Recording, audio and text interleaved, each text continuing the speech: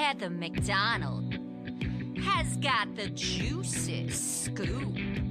When you're on the road, when you're on the go, Juicy Scoop is the show to know. She talks Hollywood tales, her real life Mr. Segment serial data, and serial sister. You'll be addicted and addicted fast to the #1 tabloid real life podcast. Listen in, listen up. Woo woo. Heather McDonald, Juicy Scoop. Hello and welcome to Juicy Scoop.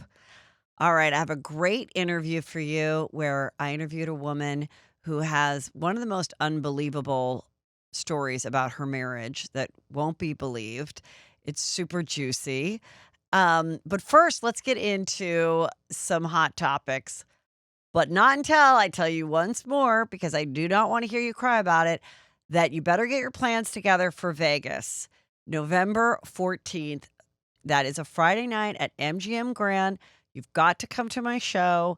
There is a low ticket alert. There's still really great, well, the whole theater, there isn't a bad seat in this theater. But I want to make sure you get your tickets for the girls that you're with. If for some reason you're going alone, you will not have a bad time because the fans that'll be there that weekend for BravoCon are top notch. But the best fans are the Juicy Scoopers. And so they will be there and they're always so nice and fun. So get your plan together. You don't want to miss out on this. Who knows how many more live Juicy Scoops will be or BravoCons or whatever. So get it together. Go and enjoy. We spend so much time talking about all this stuff. Do it. Also, of course, Patreon is this Friday and I've got really deep inside scoop as promised about the juiciest stuff in Hollywood, some dark shit I'm going to share that is juicy, and so much more. So that's going to be this Friday. I hope you're part of my Patreon. Go to heathermcdonald.net. Okay, big news. The new Bachelorette on ABC is Taylor Frankie Paul, the one who started the Secret Lives of Mormon Wives show, because she was part of the mom TikTok that decided one day to get on and say, yeah, the reason my mom talk is kind of dismantled is because we were swinging. We were soft swinging and people caught feelings for each other and it all exploded. And it was quite shocking because all these girls were so cute. They could all dance. They all had long hair and, you know, little peach cheeks and were cute and tiny and married young and Mormon. Well, the show starts, and by the time the show starts airing, she is now divorced from her first husband and who she has 2 kids from, and now she's dating this other guy and she gets pregnant with him. She is no longer with him, and now she is the Bachelorette. This is extremely juicy. Genius, I think, to ignite into the franchise of what is The Bachelor, The Bachelorette, The Golden Bachelor, and The Golden Bachelorette. Because it also makes sense because people thought, how was she, who's really the star, the most recognizable face of Mom Talk, why wasn't she chosen to be on Dancing with the Stars? Because the 2 other girls, Jennifer Affleck and the other girl, Whitney, who did the dance while her son was in NICU. And love you. And she'd like do a little ass jump up. And she was, doing this dance and her child was just in the clear little NICU cradle. That's what I just did a Juicy Crimes about this, which you'll hear next week. By the way, let me remind you, link is in the notes description below. You're going to subscribe to Juicy Crimes. You're going to leave a review, and you're going to also do that on the Juicy Crimes on YouTube, and you're going to tell a friend. Okay. Talking about how quickly the quote-unquote canceled people, what happened. When that girl did that video dancing with her ass in the air while her child was on breathing mechanisms, she thought her life was over. She thought she was going to be canceled. The whole world hated her. Well, then she got on Secret Lives of Mormon Wives. Now her body snatched, just squirted out her 4th kid, and is doing Dancing with the Stars. So,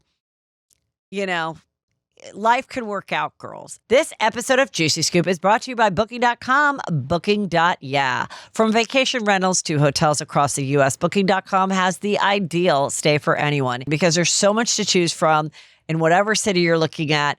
And I know that we're looking into it and there's so much to choose from, and I'm so excited to do that. So if our family can find the perfect stay on Booking.com, anyone can. Find exactly what you're booking for. Booking.com, Booking.yeah. Book today on the site or in the app. And now, Frankie Paul, who we've seen on 2 seasons of the show, crying with her parents about, that she needs to stick with guy number 2 because she had baby number 3 with guy number 2 and all of this. And why didn't she get Dancing with the Stars? Because ABC, who also airs Dancing with the Stars, had this secret going that she was going to be the next Bachelorette.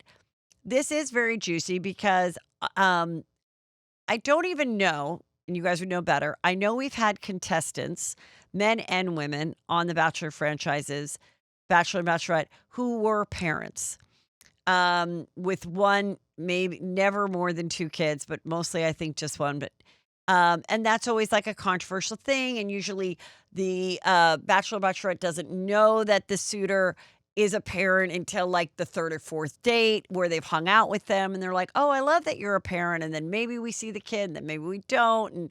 And but this is pretty juicy. Not only is she not part of the Bachelorette franchise where they recycle people, which I have been telling them for years, stop doing this. Get somebody exciting. Get somebody if it's a guy, get somebody who's truly good looking and successful and rich, not a has-been leftover from a Bachelorette season. Get somebody that we're excited about. She's beautiful. She can dance. She's got a good body. She does drink, whether she does anymore or not, but she was kind of like a drinker, partier, boozer. That's why she fell into the swinging. She was a swinger.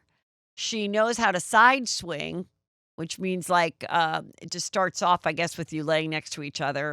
And I don't know. I'm kind of joking, but there is a thing about, I guess you just give like a BJ from the side of your mouth. I don't know. So she was a side swinger and then also a mother of 3 that's juggling 2 baby daddies. And she lives in Utah. And she, has some nice hair. So listen, this is going to be good. People are going to watch this.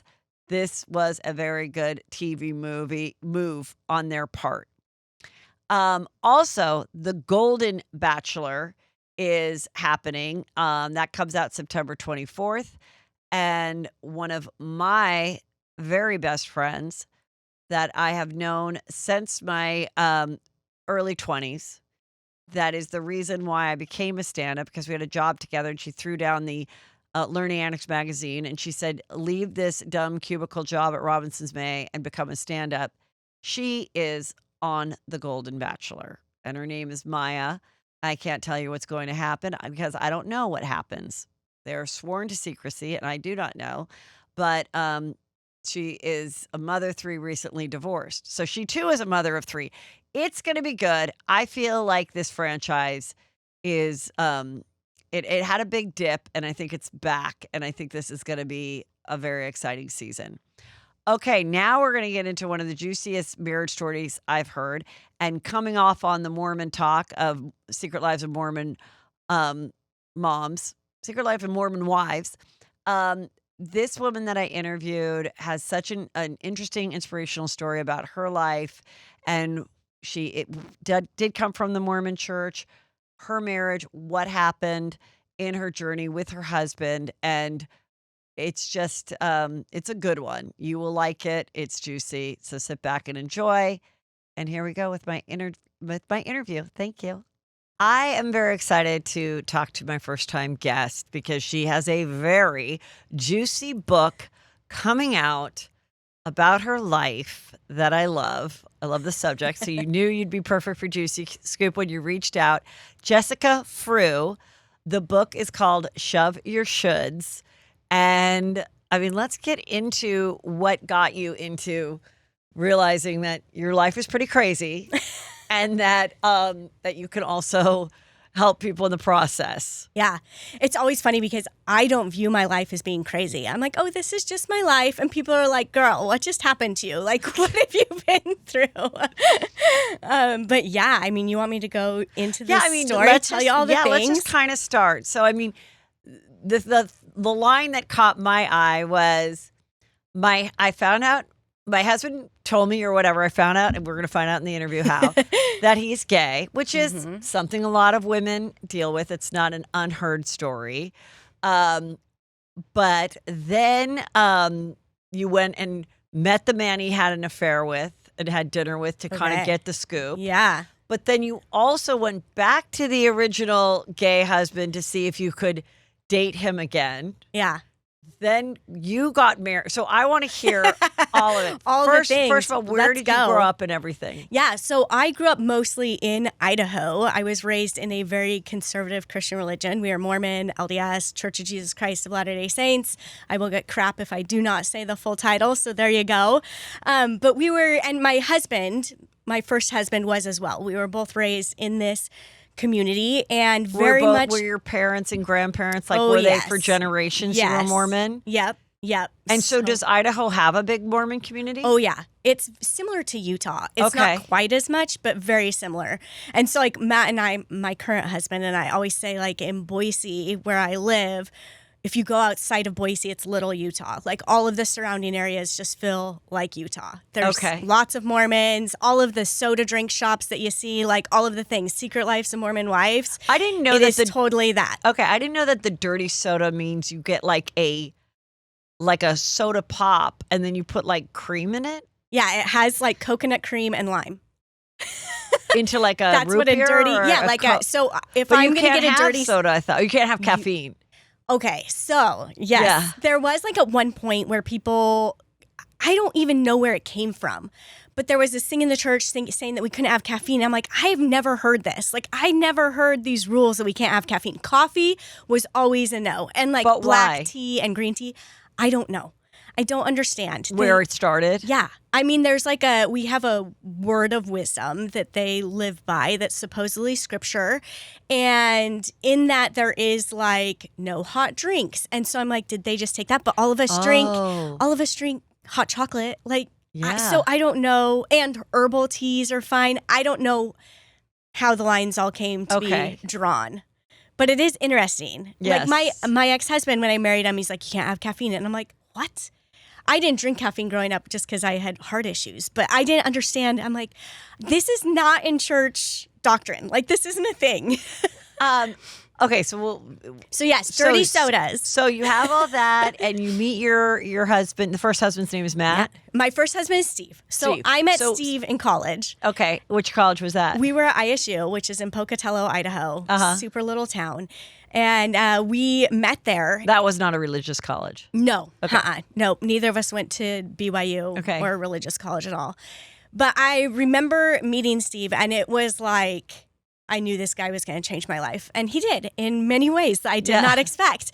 But we met, and then the next day he called me, and we went out the next night, and we were together any chance we could be after that. We were just really compatible and had fun together. But no premarital sex. No premarital sex. We did not have sex.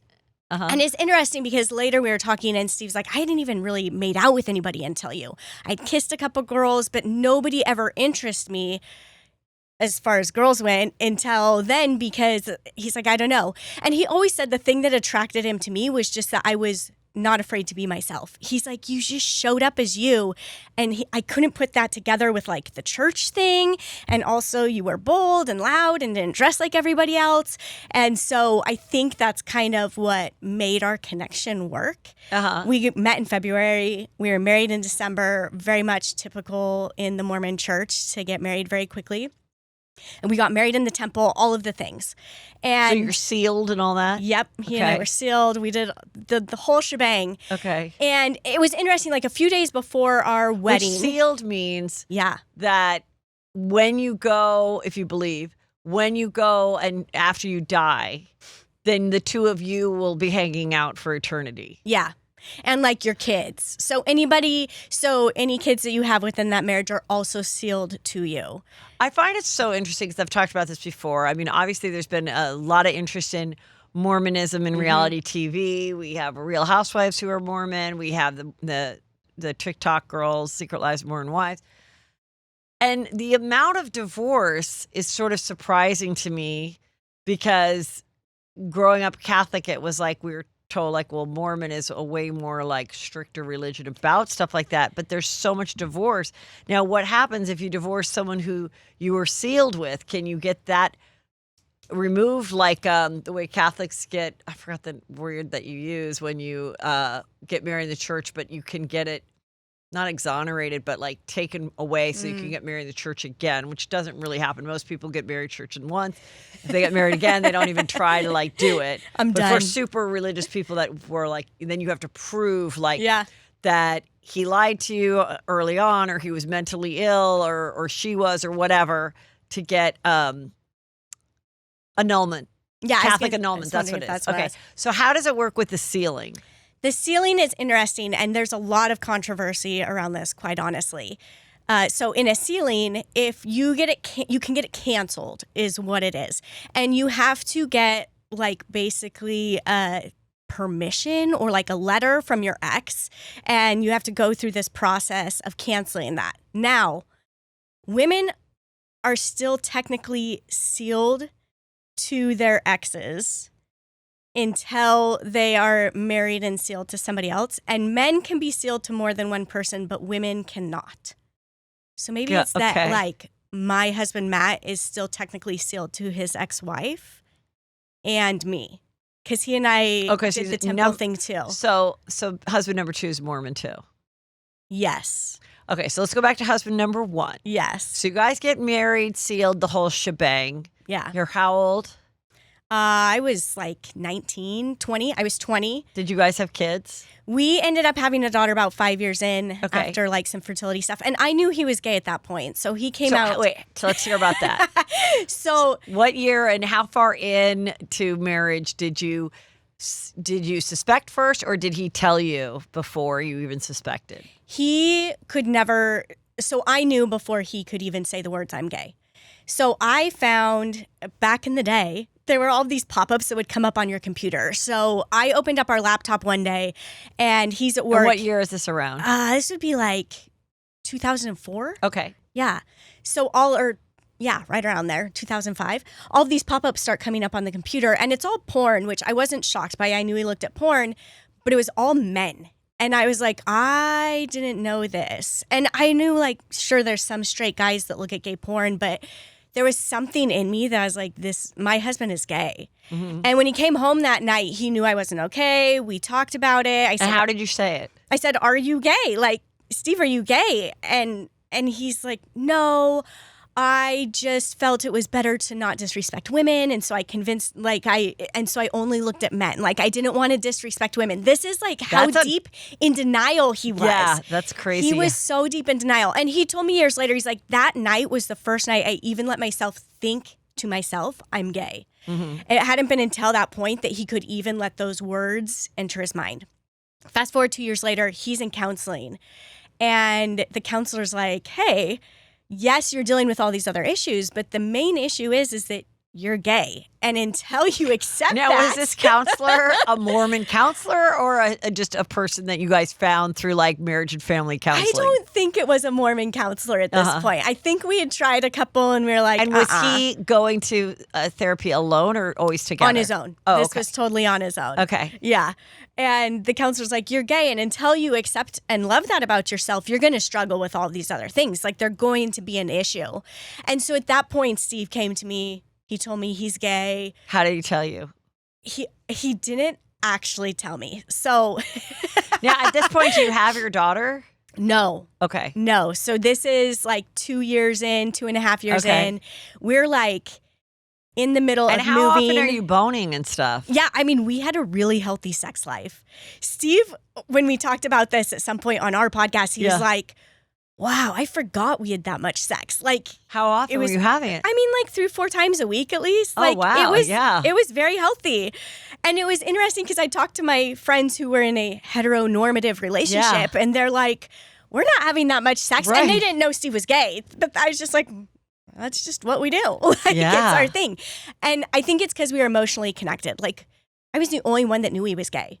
I was the only person that knew this truth about him, and it created really deep connection between us.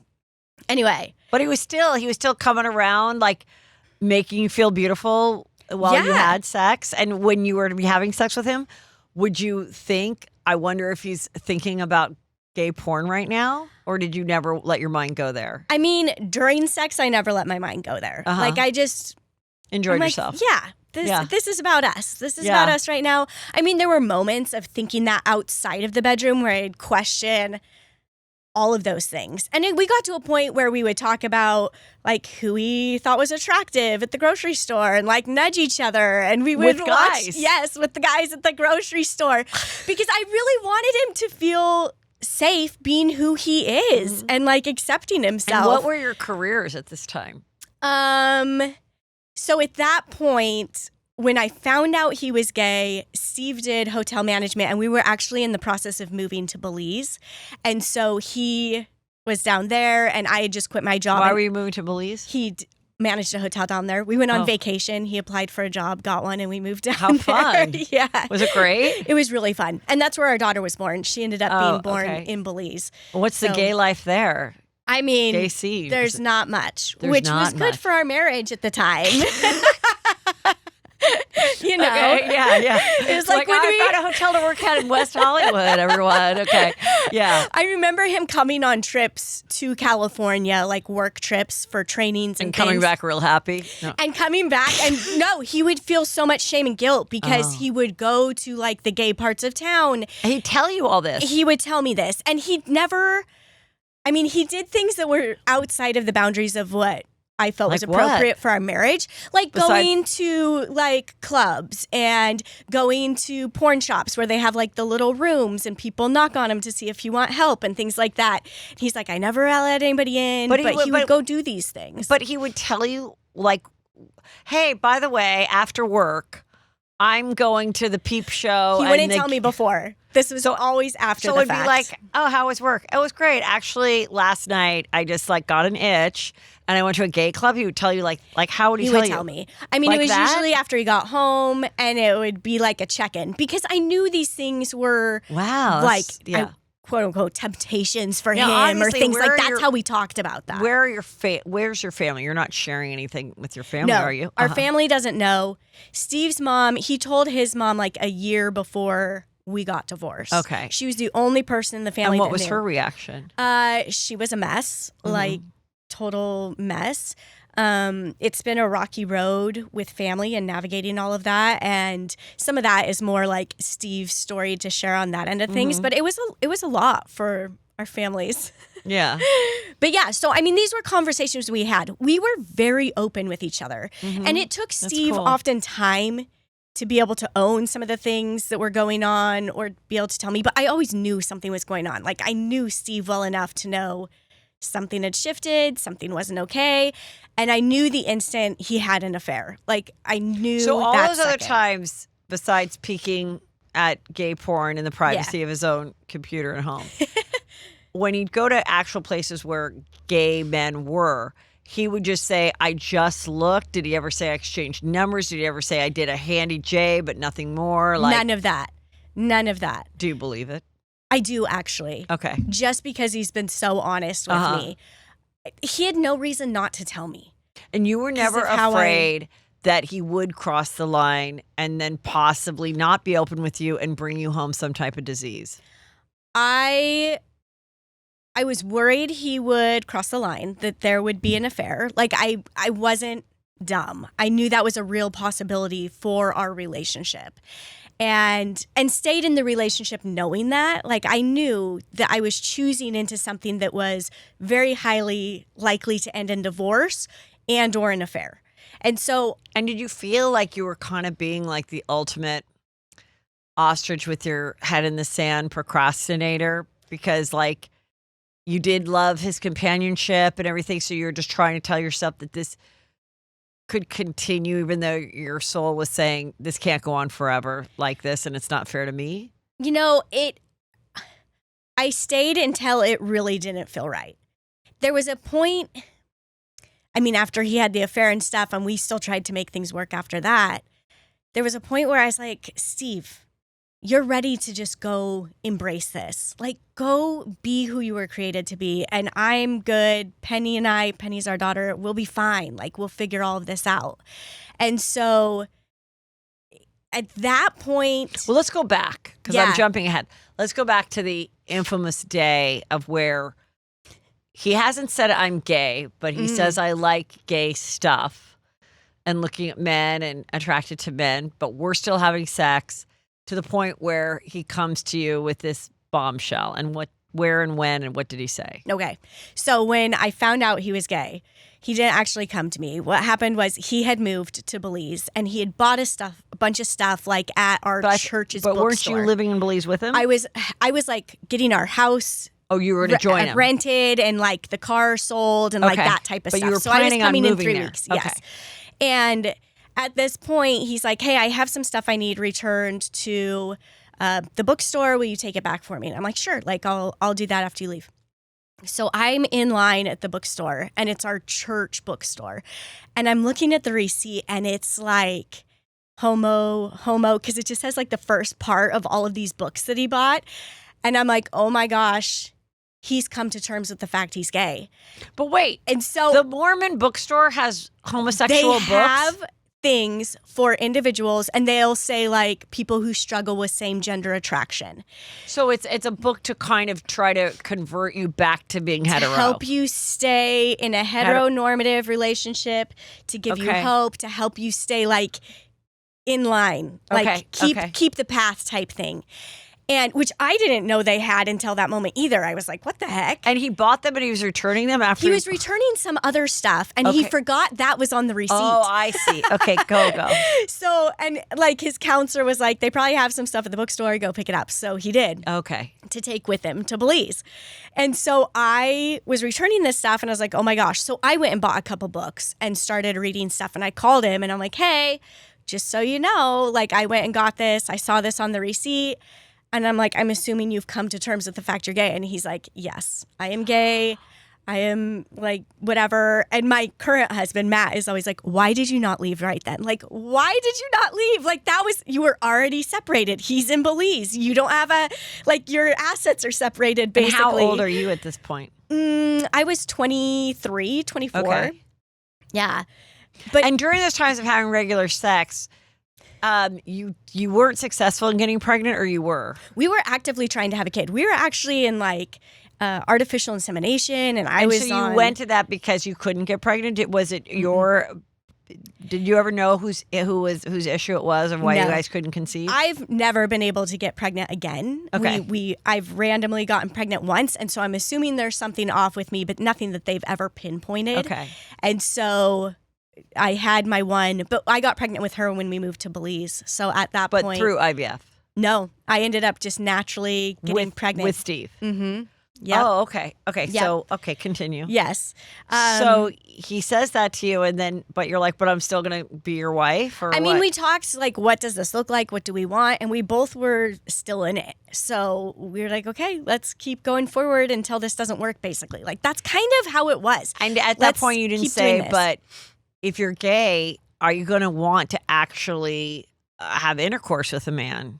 I mean, we had all those conversations, and he was just like, no, that's not something I want. That's not how I ever envisioned my life, which he hadn't, because he'd only been shown one way of living. This episode of Juicy Scoop is brought to you by Booking.com. Booking.yeah. From vacation rentals to hotels across the U.S., Booking.com has the ideal stay for anyone, even those who might seem impossible to please. So whether you're booking for yourself, your partner, your picky teens, or your sleep light early riser mom, you can find exactly what you're booking for on Booking.com. Guys, I know many of us are looking to book family trips to go visit our college student, maybe for a football weekend, maybe for something at the sorority house. And you might be bringing your mom, you might be bringing an older adult sibling that might have a significant other. And that's where booking.com, booking.yeah comes in, because there's so much to choose from in whatever city you're looking at. And I know that we're looking into it and there's so much to choose from. And I'm so excited to do that. So if our family can find the perfect stay on booking.com, anyone can. Find exactly what you're booking for. Booking.com, booking.yeah. Book today on the site or in the app. Nutrafol is the #1 dermatologist recommended hair growth supplement brand, trusted by over 100.5 million people. You can feel great about what you're putting into your body, since Nutrafol hair growth supplements are backed by peer-reviewed studies and NSF content certified, the gold standard in third-party certification for supplements. I have been using Nutrafol for quite a while now. I absolutely love it. My hair has changed as I've aged. It wasn't feeling like it used to. And I love using these supplements. It's so easy. I take them every day, and I've noticed a huge difference and a consistency that my hair is staying strong and fluffy and shiny. See thicker, stronger, faster growing hair with less shedding in just 3 to 6 months with Nutrafol. For a limited time, Nutrafol is offering our Juicy Scoopers $10 off your first month subscription and free shipping when you go to Nutrafol.com and enter the promo code Juicy Scoop. Find out why Nutrafol is the best-selling hair growth supplement brand at Nutrafol.com, spelled Nutrafol.com, promo code Juicy Scoop. That's Nutrafol.com, promo code Juicy Scoop.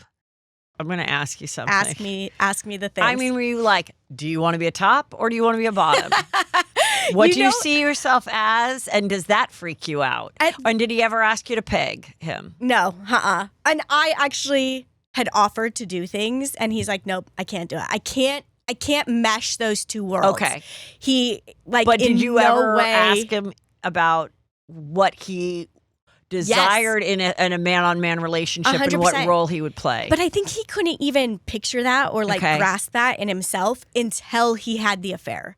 And when he had the affair, I remember him telling me, he's like, Jess, I'm crushed because I know I've hurt you. Like, this is... So how does he tell you? Let's go to the affair part. Yes. So you go to Belize. You're still... We lived there. You're living there. But we had a baby. But how often are you talking about his gay side at that point? I mean, it comes up probably a few times a month. Okay. Or so. I mean, it's not like a daily conversation. I mean, did you go see what is it called?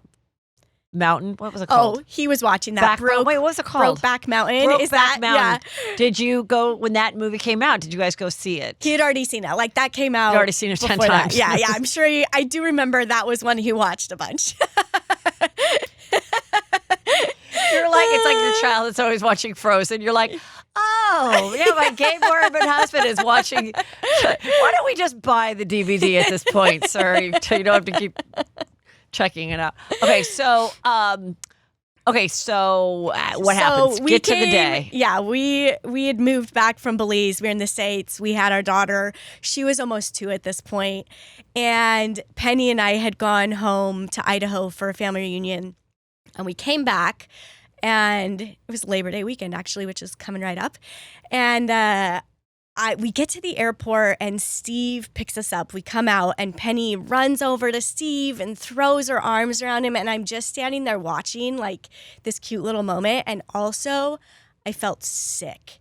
I could just tell something was totally different. You just the full your instinct. Everything in me. Yeah. I mean, Steve didn't look different. Obviously, there was no visual signs. But it was just like your women's intuition. Yes. And so we go have a little lovely evening as a family. We put Penny to bed. And I'm like, Steve, is everything fine? And this was the other indicator. He didn't want to have sex, which always when I came home from a trip or he came home from a trip, it's just, what we did. And it wasn't a requirement. It was just who we were. And I was like, what is happening? This is so weird. And he's like, nothing happened. We're good. I'm fine. Everything's fine. I was like, okay. And so fast forward just a week later, and I was still not okay. I was up at night crying. I was having to watch Friends to fall asleep at 2 a.m. to get my brain to calm down. Friends and I were real tight at that point. It's a good distraction. Yeah. And I was like, I know where I can get the answers. And Steve left his phone home. And so I was like, I'm just going to look, and I'll look at his email. I know which email to check. I know which friend he would message. And I go on to check. I open the email. I start reading. I'm like, I can't do this. This isn't who we are. Like, we've never had this type of relationship. Right. And so I shut it and put it away. But that night I told Steve, I'm like, hey, I'm really sorry. I want you to know I got on your phone. I didn't read anything, but I started to. I don't know what was in that email, but this is the one I opened and whatever. And he flips on the lights at that point, and he's like, Jessica, you have no reason to be sorry. I had an affair with a man. I was with him the whole weekend when you were gone. I'll tell you anything you want to know. And just had this really deep conversation. I didn't want to know anything. I'm like, I don't want to know details. I don't want to hear all of the things. I just need to know, like, general things when this started, what you're feeling now, where we go from here. I don't want to hear details, which I'm really glad I had that in me, because it's not something I want to hold on to. Yeah, it wouldn't be me, but. Yeah. You would want all those juicy details. Yeah. Okay. So yeah. And I mean, it was like his first weekend having sex with a man and drinking and like all of these things. And so it totally like flipped so much. Oh, drinking, because you guys were not we don't drink. drinkers. Yeah. So he was able to, he was just doing all the he fun went things. all in. Yeah. Yeah. Doing And poppers too, or no? You don't know? I don't think so. Okay. But at that point, that's when he said to me, he's like, Jessica, this has never felt so right. Like, I've never felt something so right in my life, except for the fact that I know it's going to hurt you so badly. He's like, that part feels crushing. And it's like these two dual things that he's juggling at that point. And we tried to work it out for a while. He's like, I don't want to leave. This guy I had the affair with is like, stay with her. I didn't know you were married, all of these things. And then ultimately I was like, Steve, like, we need to be done. Like, this needs to end. So how far between that infamous night and you actually being like, we're done? It was like 6 to 8 weeks. So it wasn't terribly long. Right. We were a But now you're mess. establishing your life. Oh, no, because you're already living in Belize for a while. Okay, sorry. Mm-hmm. So, okay, so now get to who this guy is. Yeah. Yeah. So when I decided to leave, we had just moved to Oklahoma. And I was like, Steve, I know nobody here. I can't stay here and navigate And you went there for this. his work? Yes, for his work. And he's like, okay, that's fine. And we owned a house in Boise. He's like, go back to our house and we'll figure out all of the things with Penny and all of that. I was like, okay. And I told him, I said, okay, but before I leave, I want to meet this guy because it sounds like you guys are going to stay together. So he kept seeing him during those 6 weeks? He was not seeing him, and he cut contact at first.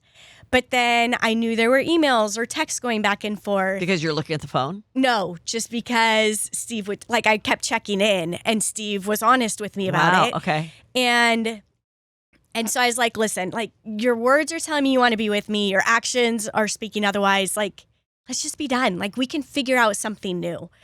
So, but I did tell him before I leave, I want to go to dinner with this guy. I want to meet him. Now, during this time, are you sharing this with anybody? Girlfriends, friends, family, nothing? We had just moved from Colorado to Oklahoma. And so a couple of my friends in Colorado knew. And I actually went and stayed with them for like a week or two. And were any of them like, fuck him? And like, or a little bit more negative than your like completely open, accepting heart? They really weren't. Those friends weren't. I mean, I'm sure there were people who said that, but there also people knew I wasn't open to receiving that. Okay. I was like, you can say that and do that, but I will not be on board. Okay. Like, this is the husband, like my daughter's dad. I'm not going to throw him under the bus. I'm not going to treat him that way. Good. He's a good guy. Yeah. There were big feelings, though. I always say, I'm like, there was still a lot to process through. I still had to go through the feelings of anger and resentment and bitterness, and not necessarily at him, just at the situation, but it was all there. Everything that comes with infidelity and all of that was still there. Yeah. But yeah, we went to dinner this guy he had the affair with, and Steve and I, and Penny, because she's 2. And so. And what was he your age? Was he good looking? Like, what was he like? And what was his story? I mean, he was the most gentle, kind man. He was close to our age at the time. We were like 27, 28 at this point. And it was interesting because Steve was just like a ghost. He was pure white sitting at that table. And this guy and I are just having a conversation. And Steve, I think, was just having an out-of-body experience. Like, what is happening in my life right now? And so the guy at the end asked if he could drive me home. He's like, can I drive you back to your guys' house? And I was like, yeah, that's fine. And he just sobbed. He just to bawled. you. So the husband wasn't there. No, just the two of you. Just the two of us. He sobbed and said what? He's like, I wish. Well, first he said, I'm so sorry. It was never my intention to break up a marriage. And I'm like, listen, if it wasn't you, it would have been somebody else. Right. Like, this is inevitable. This isn't about you. Yeah. I don't view this as you broke up my marriage. Right. This was what Steve decided to do, and that's fine. Like, I'm not dumb. I was married to a gay man. Yeah. I knew this was a possibility. And he was like, I just told him to stay with you. I've always wanted a wife and kids. And if I could have found somebody that was accepting as you, I would have done that. But I was like, listen, at this point, Steve's not okay emotionally. I'm just really glad he has somebody like you around to watch out for him because I'm not going to be here. So please just be aware of him as much as you can. And that's kind of how we left things. And then I drove Penny and I home across the country the next day. Cried a lot and sang a lot. And okay, so then where did you guys go with like divorce proceedings and stuff? So I went to my friend's dad, had him write up our divorce. Steve signed whatever I put in front of him. It was super fast and easy. And we got that done. And then what did custody look like? Because now you're in different states. So we just put it as like I had 100% custody just because we were in different states and we're like, we're going to figure this out. Like, we get along. He came home for Christmas. So I left at the end of October and he came home for Christmas. He's like, I am scared to death to go to Christmas with my family and like be in. Because now they know. They know. My parents know. Okay. Everybody knows. Uh-huh. I remember calling my parents and telling them, and it was like silence on the other end of the phone. Like, what?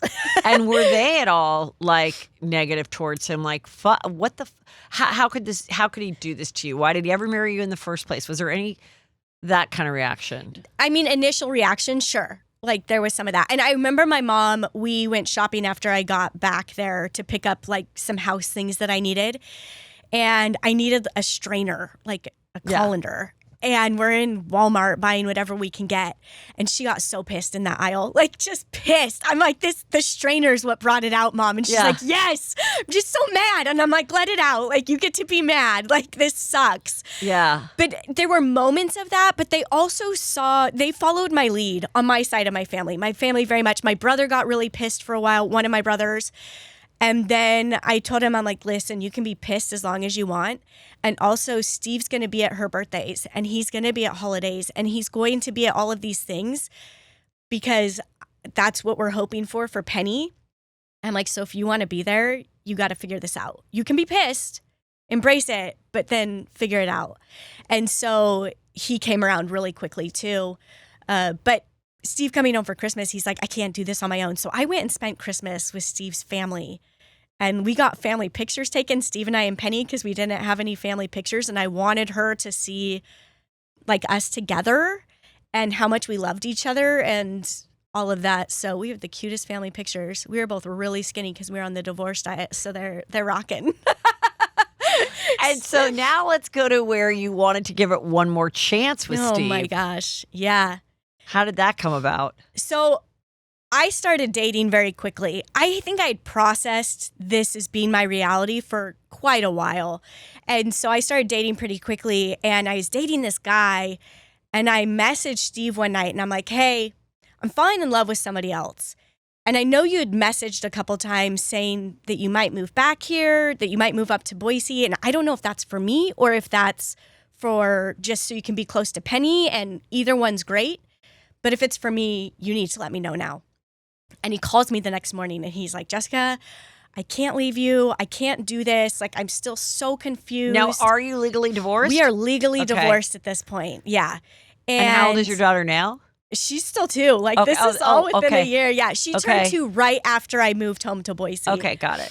And he's like, I can't do this. I can't leave the church yet. Like, I can't do any of this. And I'm like, well, then move home and let's figure that out. He's like, I've been trying to figure out the job thing. I said, screw the job. Like, take the action. And so he quit his job the next day. And 3 hours later, they called him back and they're like, we just had a job opening come open in Boise. Do you want it? And he's like, yeah. So he's thinking all the signs from the universe, God is saying, this was just a little blip in your life. Yep. And you're meant to be the traditional straight dad and husband. Yeah. And stay in the church. And it's interesting because at some point along the line, well, it was when Penny was 6 months old, I had this deep feeling that this was going to be a story I was going to share.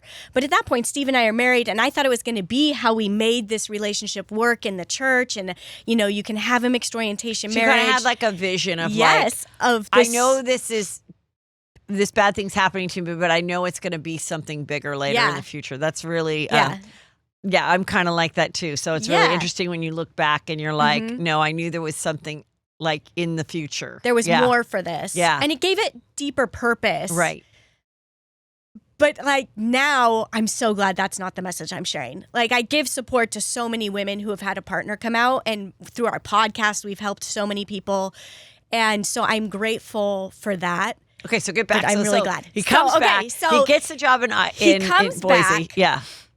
And like, he gets the job in Boise. And we start dating again. We're like, let's commit to like 6 months. Let's see how this goes.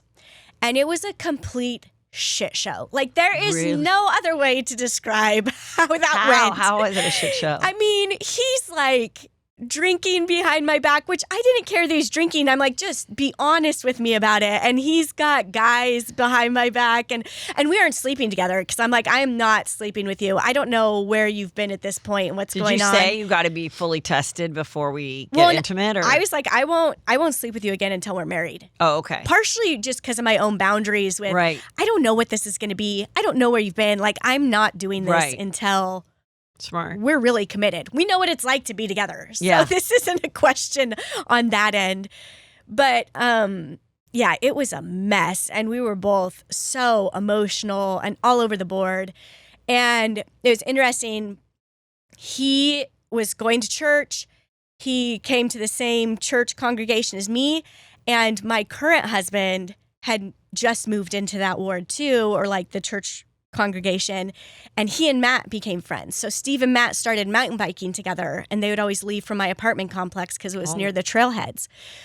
And so Steve and I are a mess, and one night they're going mountain biking, Matt and Steve and some friends are going mountain biking together, and I go up there, and I hadn't met Matt yet. I had no clue he went to church with us or anything.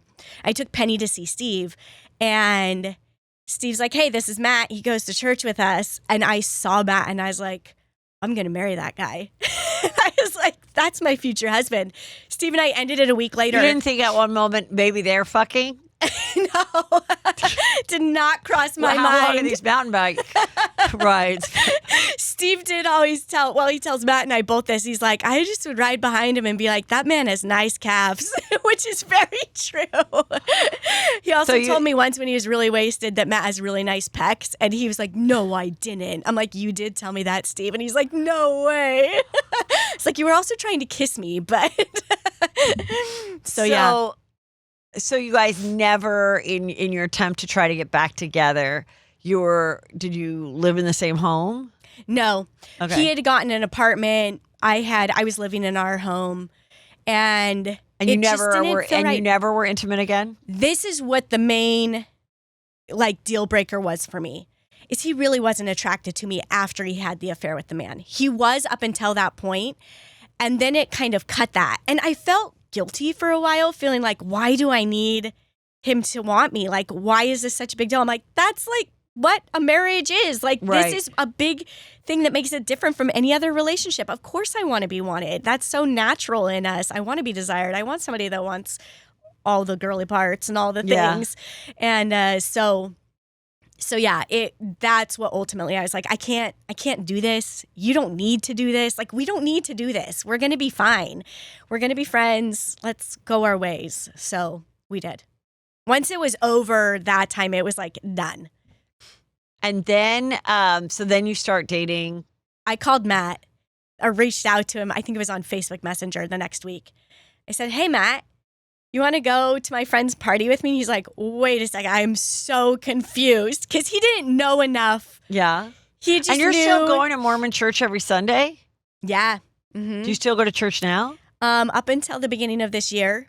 It's been Up, really? It's Why? been a Why now have you? slow burn of releasing a lot of that, and honestly, not something I've talked about a lot. But it's just been like there were things that didn't feel right for me then, even when Steve and I were married In the church. that I really struggled with, and especially that was like when Prop 8 was like a huge thing. And Steve Gay and marriage, I always, you mean? yeah, gay marriage. Steve and I always joked that we supported gay marriage because I was married to a gay man, all this stuff, which I did support gay marriage, even as an active member of the church. I'm Right, like, I yeah. very much support this. Yeah. And I don't understand. What the I hang-up knew is, people yeah. were created this way. So I'm like, this is part of, if I believe in God, this is part of God's plan. Like, Yes. people came this way. I've watched it in my husband. Yeah.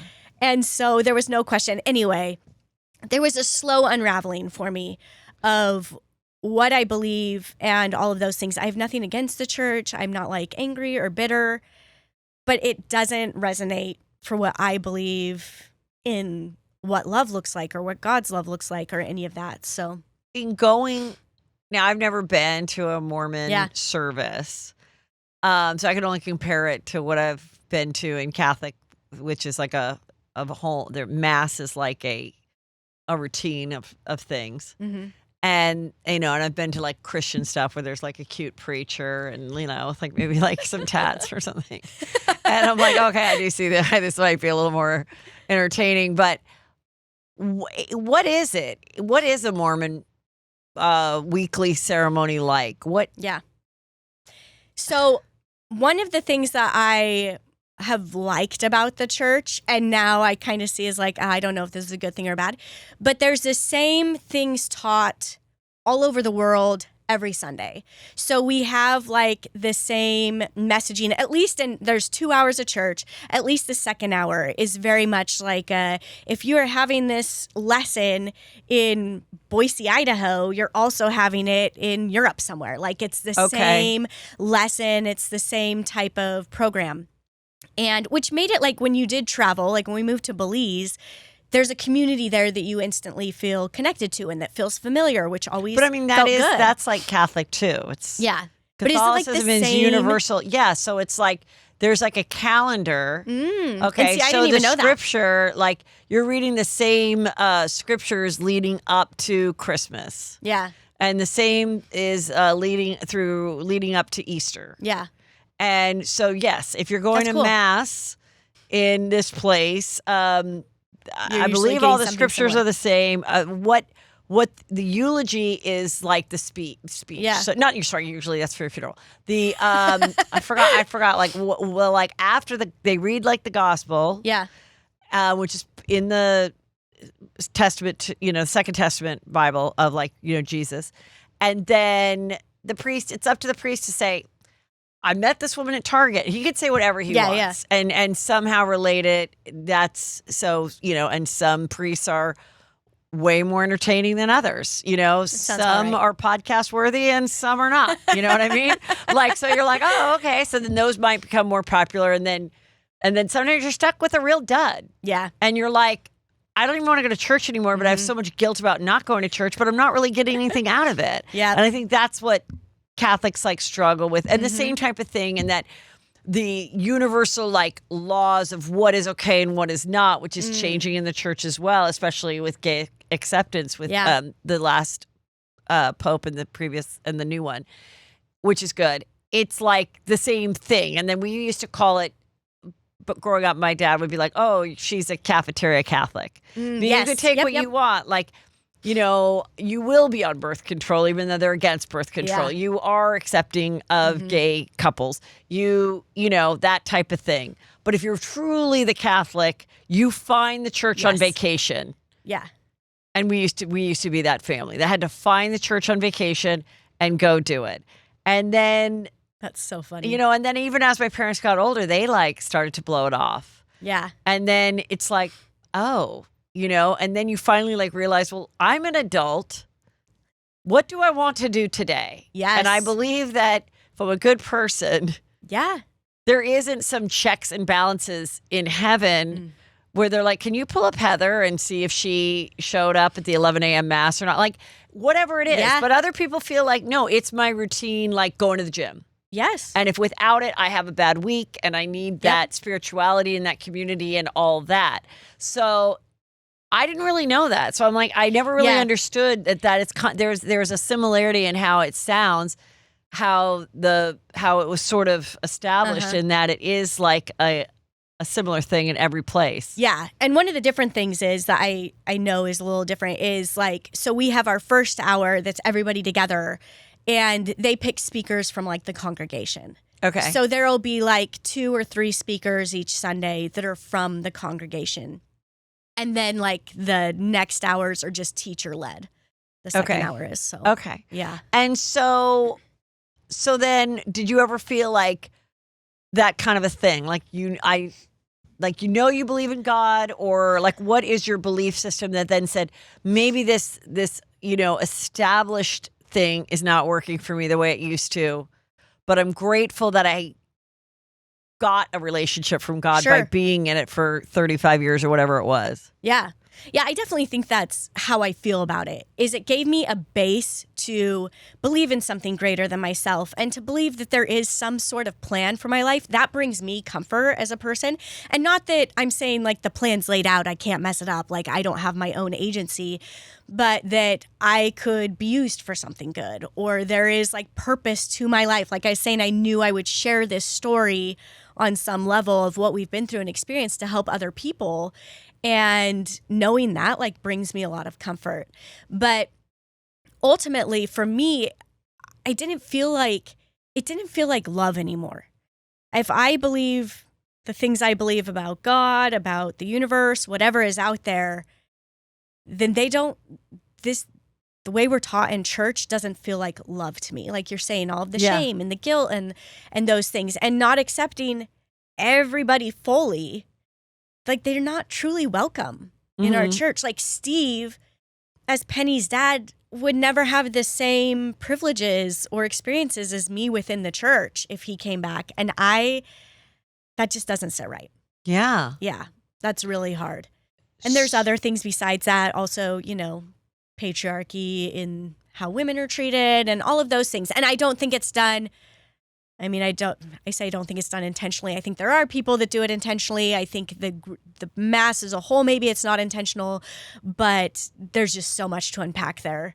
I've had to unpack that it's okay for me to have a voice and to want to be seen and to, do things like this, to come on podcasts, to share our story, to be a speaker and presenter, and that's okay and valued as a woman. And I've always just only seen that as that's their job. They're the ones that will be seen. I will be in the background being supportive. That's not my job. Do you watch Real Housewives of Salt Lake City? Are you familiar? I have not watched that one. So one of the things I found, our audience is familiar with it, and they're not all from Mormon backgrounds, but some are. And there's the one, Heather Gay, who leaves the Mormon church and has written 2 books about bad Mormon and whatever. And she, got divorced and all this. And what I always thought was interesting is that she would get upset how she was kind of bashing the church in the sense of just I don't want to be part of it anymore. But then she would be weirdly, in my opinion, as a viewer, jealous that this other girl, Lisa Barlow, who wasn't raised Mormon, she was raised Jewish, married a Mormon man and gets to go to all the cool, fun Mormon things, but she also has a tequila company. So I'm always sometimes they'll be butting heads, and I'm like, I think Heather Gay is like, why does she get to still have the, like, I really felt like with this Heather Gay, she really missed the sense of community that you even see with the ones who are polygamy. Yeah. Like, and how they all work together and how it's all this and, and the healthy eating and the Ballerina Farms lady who like cooks from scratch. Yeah. Like, I think there's like a desire for that. And there's some really lovely goodness about it, like the healthy eating and just like, you look at like, Mitt Romney when he was running for president. And I'm like, oh my God, no caffeine, no alcohol. Like this guy looks fucking great for his age. Like, yeah, like I mean, and I think that's why they're like, oh my God, these girls are so attractive and so pretty, and everyone's like, pretty good looking, and they're also great salesmen because they had to go be rejected for 2 years straight on a mission. Like there's some like kind of cool things about it. So I'm sort of fascinated by that for those reasons. But yeah, there definitely is a community there that it can be hard to leave. It can be hard to kind of walk away from. And I feel like I kind of still get to dip my toe in that. And so it hasn't been like something that I feel I've lost, which is nice. But also, it's not like a Scientology that when you leave, you are like no one can talk to you. You can't be invited to a party anymore. That'd be so horrible. Yeah, it's not like that. Yeah. So then you and Matt, how soon after you start dating do you realize like you are ready to take it to the next level and get married for a second time? So when Matt and I met, I asked him out. We hung out a couple times. He's like, first of all, I need to know more of this story. Like, what's going on with you and Steve? What's the dynamic? I don't really know. So he came over and we chatted about all of that. And we went. And did he know Steve was gay? Because he only knew that Steve and I were dating. Bike. He just wondered why Steve always wanted to ride behind him. Yeah. He's like, yeah, whatever. You want to check it out? Check it out, man. That's how Matt is. Okay, go on. Yeah. But I went after Matt. I was like, hey, I would love to hang out with you. I would love to go out. And we had the conversation, got all the clarity, shared about like what happened with him and his ex because he had been married and has 2 kids. And anyway, we hung out again and he's like, listen, I'm super flattered. You're really cute. And also I'm dating this other girl named Jessica. And we've been dating just long enough that I don't feel good about dating both of you. Her name was Jessica as well. He's dating 2 Jessicas? Yes. Okay. And he's like, so I want to see where it goes with this other Jessica. And I said, okay, let me know when you break up with her. And he's like, okay. And we still talked like we would see each other at church. I would go to the gym. I'd try and plan my gym routine around when I thought he'd be there because I wanted to see this guy. Like I knew there was something there. And I was dating lots of guys along the way. Like, I like dating. It's a fun game. But you're not having sex with anyone because you're still a good Mormon. I am not having sex. Okay. But I'm having fun. Being that you're still a good Mormon, but you're divorced to a gay man, is it like everything but penetration, or is it like only touching above the clothes? Like, what kind of rules are you doing for yourself as a mother who's in her 30s now? I was so straight edge. Like if you hit me at this point, things would be a little different with what would happen when I was dating.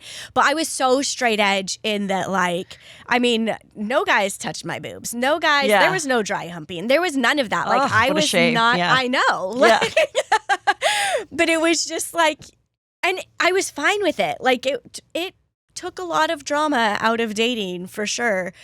But there are a couple guys I'm like, oh yeah, I could have gone back and done that. Yeah. Anyway, I'd drop in every few months with Matt and I'd let him know again, like, hey, let me know when you break up with her. Right. And I think we've got something.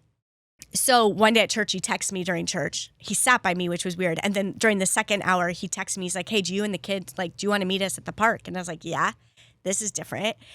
And we met up at the park. He was telling me how he's never getting married. He's done dating. He's over all of this crap. He's breaking up with Jessica tomorrow. I was like, okay. And he broke up with her the next day. And the next night he was up at my house and we were married 8 weeks later. Like we just went for it. It's crazy. And so how long you guys been married We've been married 12 years now. And okay, so in the last 12 years, how has the dynamic been with ex-gay husband and new husband and all of it? They are so good together. It's been a journey. Like, there's been a lot of times where, you know, I'd invite Steve to something. I check with Matt still to this day. I'm like, hey, is it okay if I invite Steve? But at the beginning, it was like, let me know afterwards how this felt, if I can invite him again. Like, let's check in. Yeah, we need to have these conversations. And I remember, like, Matt ended up teaching Penny how to ride her bike because his kids were out riding bikes and she really wanted to learn. And Matt's like, I don't know what to do here. And because he felt it was maybe overstepping. He didn't want to overstep bounds with Steve. Or have Steve be, like, bummed. It's like it's like a haircut thing. Yeah. I remember sometimes my mother-in-law, I'd be traveling so much and I'd come home and the kids would have their haircuts. Yeah. And I know that she thought, well, Heather doesn't have time. You know, she's doing stand-up. She's working at Chelsea lately. But then little boys that get their haircuts, they end up looking like they just came out of boot camp. And you're like, why did my kid age 5 years? So it's like there were those things where, but it wasn't her fault. Like, I understood. So I see how that can happen, you know, especially when there's stepdads and things like that. And the intention is positive. But it's so amazing that you guys were so, like, in tune with, like, thinking about someone else's feelings. Yeah. It's too bad more people cannot be like that. Yeah. And it's but I can understand, you know, it's a challenge. It is a challenge. It's hard. And I remember in that moment, like, Matt and I had both kind of separately told Steve and sent him pictures and videos because we wanted him to feel included. And he was coming that night to pick Penny up. And Steve's like, I'm really glad you told me. He's like, because it was a moment of, like, heartbreak. And he's like, and also I wanted to match Penny's energy because I knew when I got there, she was going to be excited and want to show me. And I didn't want her to have to worry about what I was feeling. I wanted her to, like, I joined her in her excitement. And so there's been a lot of moments like that as co-parents that we've kind of embraced those things and really talked about. You know, I've talked a lot about this too because I'm a stepmom, and it shouldn't be the child's job to have a court order where they can't accidentally call a step parent mom or dad. Yeah. Like, when there's other kids calling their mom and dad, and I understand why that would be hard for somebody, but, like, if you just put it in a small child's perspective. Yes. And not your own and what's rightfully yours, and how dare this woman that took her for ice cream, where she goes, thanks, Mom. And then she sees that her real mom saw that she accidentally slipped. Like, I mean, it's hard enough that they're sharing two different homes. So and, hard. you know, And I always like to share, like, Steve and Matt, so our podcast, when we had it, the three of us hosted a podcast together, and it was called Husband-in-Law. Great title. Yeah, thank you, because that's what they called each other. And it was such it brought them closer together and healing for Steve in so many ways, and I think for Matt as well. But just this coming together of hearing the story from Steve's side and understanding the pain and the heartache Steve went through. Matt tells people all the time, he's like, I love him. Like, he's just part of our family. And it's not like Steve's at our house all the time. But you guys live in the same neighborhood? We're like 5 minutes away from each other. Oh, that's so nice, too. It's so great. But he does come over for holidays if he's around. And, like, his birthday was at our house with my parents last year and things like that. And is he in a relationship, Steve? I don't know what's going on there right now. But has he ever been in something super serious lived with someone? Yes, he has. And his partner was very much a part of our family as well and is welcomed with open arms. Did he ever talk about Steve having another child with a man or anything like that? Steve, like, talked about it for a little bit, and then I was like, hold your roll, Steve. I need you to realize that this child doesn't go back and forth between our houses. You have a full-time child. Like, this is your responsibility, not my kid. And he's like, oh. Because you think that he thought it wouldn't be.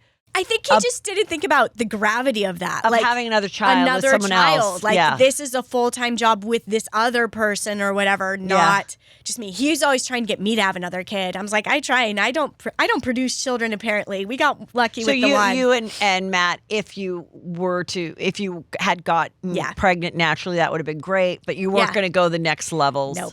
I was like, I don't want that. You said he had 2 kids, so you are a stepmother as Yes. well. How has his ex and you gotten along? Oh my gosh, that's been a whole shit show.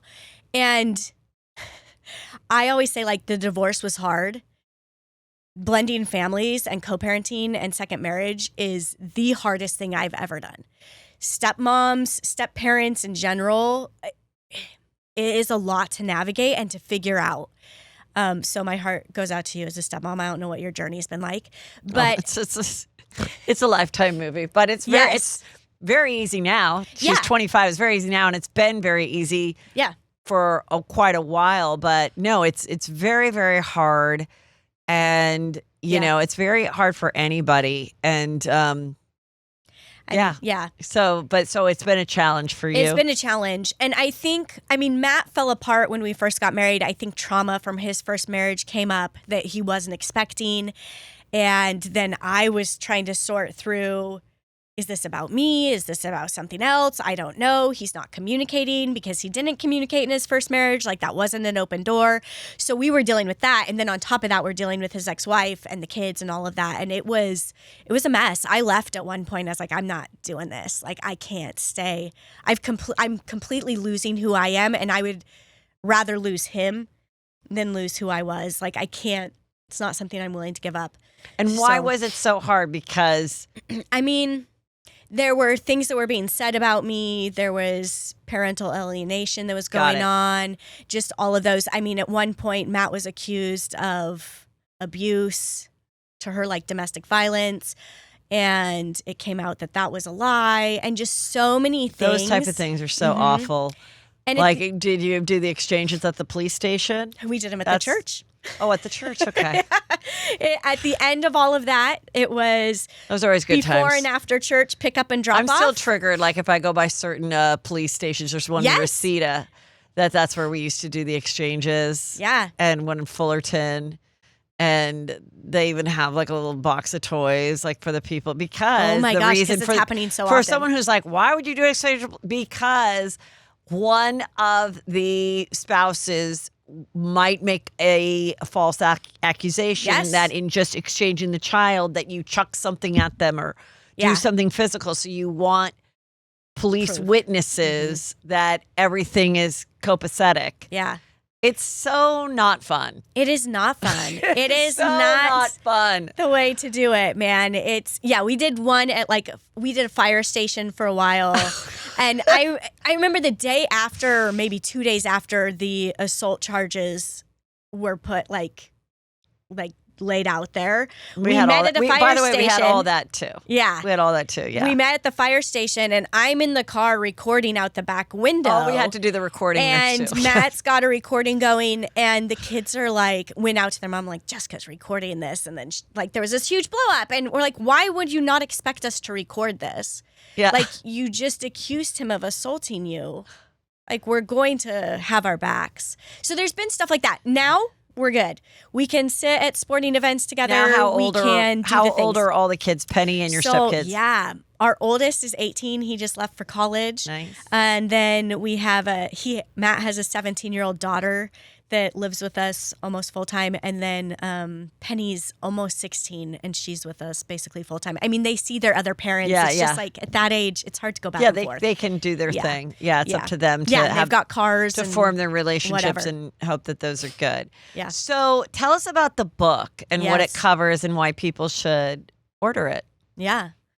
Yeah. So the book goes into basically creating deep connection back to ourselves. And I do that through decision making. I help women mostly walk through how to come back to themselves. So when life doesn't go as planned, because when does it ever go as planned, you know how to make decisions that are in alignment for you. I did this work in real time as I navigated the divorce and seeing how this played out of oh my gosh, I have so much power in this process because I know who I am and I'm clear about what I want moving forward, which often when we hit divorce, we don't know what the hell we want. This wasn't the plan. This wasn't what our life should look like or where we should go. Or even that you're so angry and hurt and you feel tricked and deceived that you give your power away, right? Yes. To the anger and all of that instead of truly being a best friend to yourself. Yes. Yeah. Yeah, we get stuck in those emotions and they're not leading us towards what we ultimately want. Yes, we need to feel them. Yes, we need to let them be seen. Yeah. Yes, you are totally entitled to all of them. But maybe don't let that be the key thing that's guiding your decisions. And also, don't let your aunt and your best friend and your dad and your mom be the decision maker in those moments, which those voices get so loud when you're going through anything big in life because everybody has their opinion. Well, you should do this. You should be getting divorced faster. These are things I heard. You should get divorced faster. You shouldn't let him be in your life anymore. Like all of these things. And I use the word should because it's easy to identify of where we're placing judgment on our actions. So I wanted a way to be able to support more women. I'm like, listen, I do coaching programs. They cost a chunk of money, and I know not everybody can afford that. So the book's an opportunity to be able to support more people and help them release that conditioning that we've been in. I mean, so much of it comes for many of us from religion or culture or society. We're going to release that, and we're going to understand how decision-making works and how we can utilize it for us, how we can really get in tune with our intuition without all of the should that's been put on us. I love it. So tell everybody where they can find you, follow you, order the book. Yeah. And then when would the book be available once they order it today? So you can, pre-sale is open right now until September 12th, I believe. And then it goes into regular sale. Okay. Right now I don't know if this is dropping before September 12th. Oh, yes. But yes. Yeah. You can go get there's extra coaching bonuses. So if you get it now, you can buy into some of those things and get extra support in releasing that conditioning so that you can make aligned decisions. And you can go to shoveyourshoulds.com anytime you're hearing this and pick that up. And then I am most active on Instagram. You can find me at Hey Jessica Frew. Thank you so much. Yeah. I think it's great, and I'm so glad that you came down in person and we got to spend this time together. It was a really great, inspiring conversation. Thanks so much for having me. It's been awesome. Thank you.